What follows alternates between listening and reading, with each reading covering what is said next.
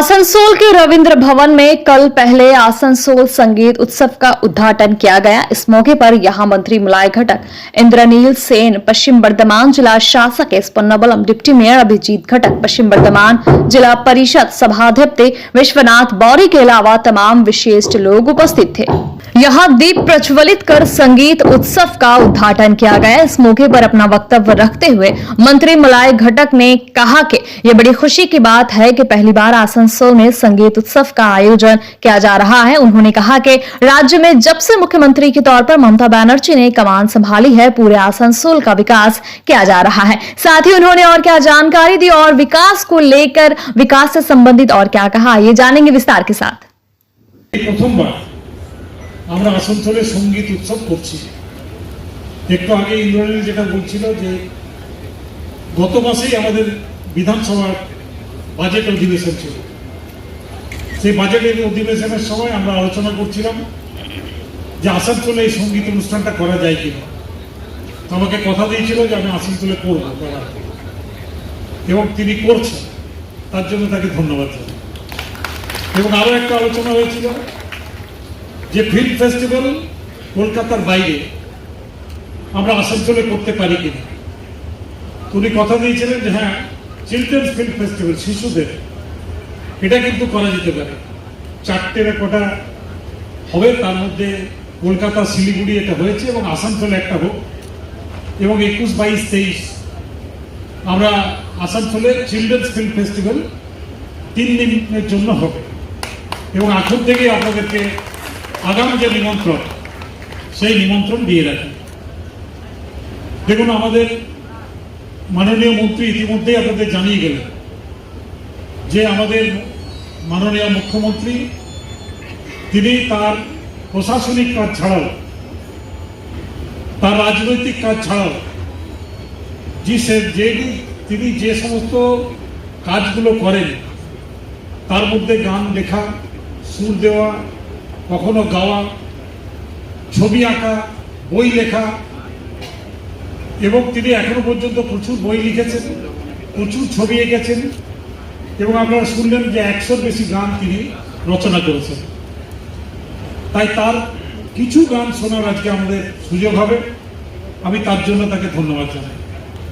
এবং আমরা আসানসোলবাসী হিসাবে আরো ধন্যবাদ জানাই যে 2011-র আগে 34 বছর এই পশ্চিমবঙ্গে বামফ্রন্টের রাজত্ব ছিল। এই 34টা বছর আসানসোলে আমরা যারা বসবাস করতাম বা করি, তারা বুঝতেই পারতাম না যে আসানসোলটা আদৌ পশ্চিমবঙ্গের ভেতরে নাকি পশ্চিমবঙ্গের বাইরে।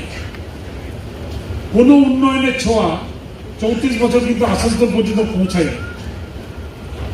কিন্তু মাননীয় মুখ্যমন্ত্রী দায়িত্ব পাওয়ার পরে আমাদের আসানসোলের মানুষের যা চাহিদা ছিল তিনি কিন্তু একের পর এক পূরণ করে দিয়েছেন। আমাদের আসানসোলের মানুষের চাহিদা ছিল কি, যে আসানসোলকে আলাদা জেলা করতে হবে। মাননীয় মুখ্যমন্ত্রী 2017 সালের 7ই এপ্রিল তিনি এই পুলিশ লাইনের সভাতে ঘোষণা করেছিলেন যে বর্ধমান জেলা আজকের থেকে দুভাগ হচ্ছে। আমার কলিগ, সিনিয়র কলিগ, বিধায়ক মন্ত্রী শ্রী মলয় ঘটককে আন্তরিক শুভেচ্ছা জানাই। এবং আজকে যে অনুষ্ঠানটি হচ্ছে আজকে এবং কালকে, তার বেসিক ইনিশিয়েটিভ কিন্তু শ্রী মলয় ঘটককে নিয়েছে। আমরা বিধানসভায় বসি গত অধিবেশনে, আবার 10 তারিখ থেকে আমাদের শুরু হচ্ছে, তখনই আমরা প্ল্যান প্রোগ্রাম করেছি।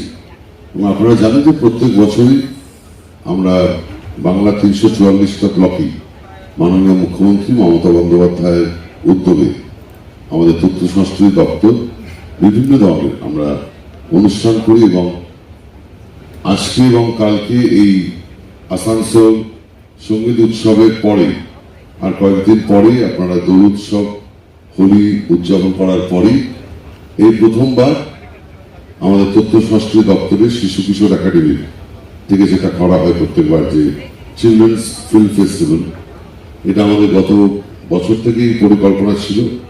তা আমরা দুজনে বিধানসভাতে বসি আমরা এবার পরিকল্পনা করেছি এবং হতে চলেছে আসানসোলে এই প্রথমবার চিলড্রেন্স ফিল্ম ফেস্টিভ্যাল 21, 22 এবং 23 তারিখ এবং মাথায় রাখবেন এই চিলড্রেন্স ফিল্ম ফেস্টিভ্যাল বেসিক্যালি যারা 18 বছরের কম শিশু কিশোর একাডেমিতে করা হয়। এই উৎসবের মধ্যে দিয়ে আরেকবার আমাদের মাননীয় মুখ্যমন্ত্রী মমতা বন্দ্যোপাধ্যায় প্রমাণ করলেন যে সরকারে থাকলে যারা রাজনৈতিক ব্যক্তিত্ব সব কাজ, কিন্তু সবসময় কোনো পলিটিক্যাল এক্সারসাইজ নয়। কারণ যাদের জন্য এই শিশু কিশোর একাডেমি চলচ্চিত্র উৎসব করা হচ্ছে ছোটদের, তারা কেউ কিন্তু আগামী বিধানসভা বলুন বা লোকসভা বলুন কেউ কিন্তু ভোটার নয়।